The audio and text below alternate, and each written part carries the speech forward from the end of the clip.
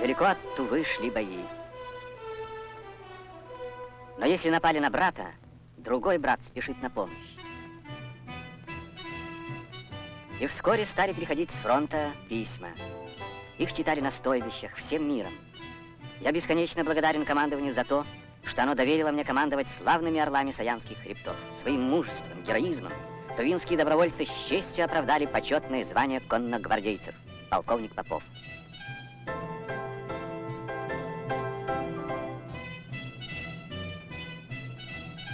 Были и тысячи других писем. Спасибо за варежки, за валенки, за коня, за самолет. Война, жестокие испытания воедино спаяли народы России и Тувы. В 1944 году Тува вошла в состав Советского Союза. А вхождение в состав Советского Союза тувинского народа было необходимым, жизненной, так сказать, потребностью тувинского народа. И действительно, после вхождения тувинского народа в состав Советского Союза 11 октября 1944 года, с этого времени прошло, как известно, всего 23 года, даже 23 лет нет, как изменилась наша Тувинская республика. Целиком и полностью перестроено народное хозяйство на социалистических началах. Растет культура, искусство, материально-духовный уровень всего тувинского народа. Другие народы, которые живут не в тех социально-экономических условиях, как тувинцы, надо было, очевидно, столетия или, там, может быть, даже тысячелетия достичь того, чего тувинский народ достиг. Всего-навсего за 23 года.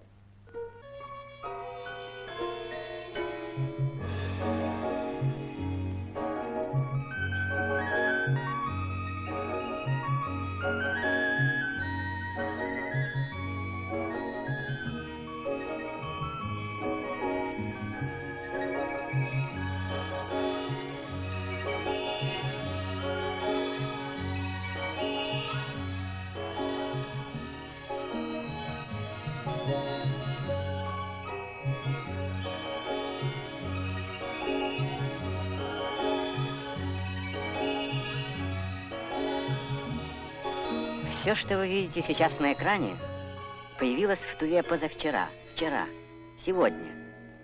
И потому эти обыкновеннейшие кадры самые удивительные в нашем кинорассказе.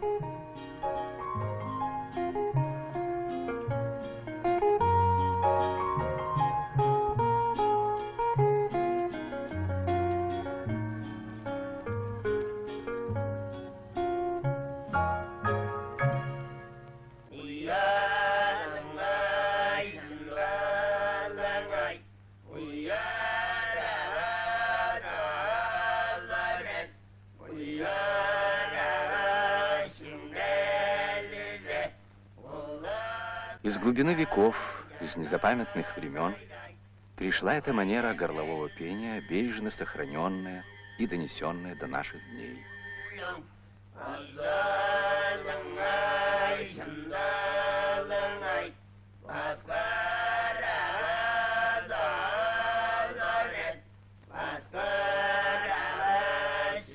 Кое-кто всерьез пытался найти в горле певцов некий инструмент. И в самом деле трудно представить себе, что человек может петь одновременно на два голоса.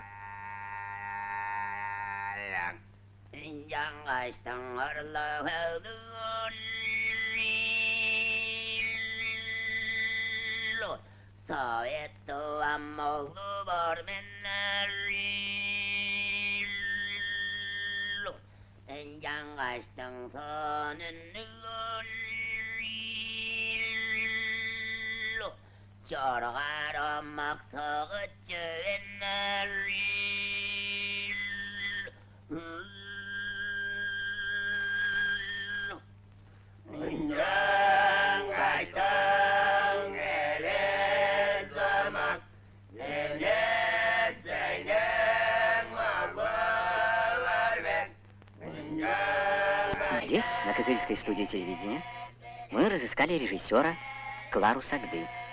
Скоро она станет кандидатом искусствоведческих наук. Но не это привело нас к ней. Просто Клара одна из дочерей Шуву Кулар. А женщина эта ничем не знаменита, кроме, пожалуй, одного. Она мать 11 детей. Вот они, младшая дочь Нина. Старшая дочь Мэйдок Кулар, работает в колхозе. У нее самой уже 6 детей.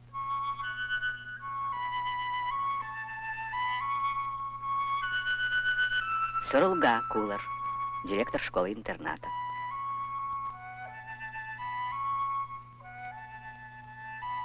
Камбайол Кулар, агроном совхоза, избран парторгом.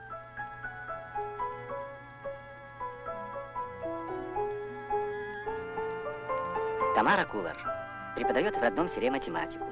Учит детей языку Лобачевского и Пифагора, чтобы дети, став взрослыми, понимали язык Эйнштейна и Ландау. Валентин Кулар, инженер-механизатор.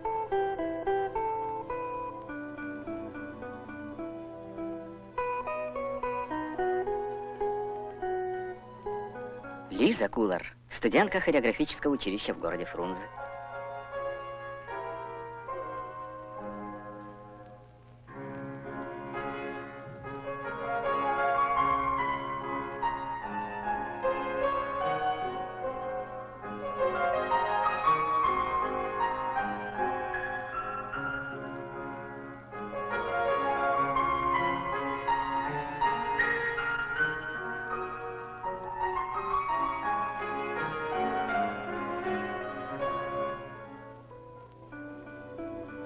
Катя Кулар, 10-классница, хочет быть врачом, да и только. Ну что ж, среди Куларов врачей пока нет.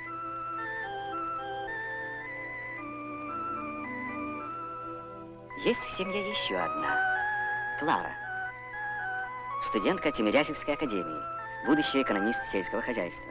Мы часто подводим итоги, считая литры, тонны, кубометры. Но чем измерить главный итог в этой книге учета? Итог человеческих судеб.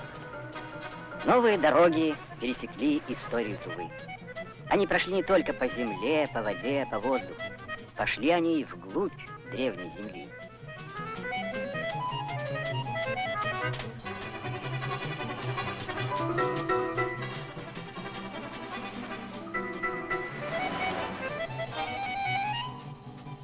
Именно эти вертикали, устремившиеся вниз, как бы продолжились вверх заводскими дымами. И на них теперь держится небо Тувы, знавшее лишь дымки кочевых костров.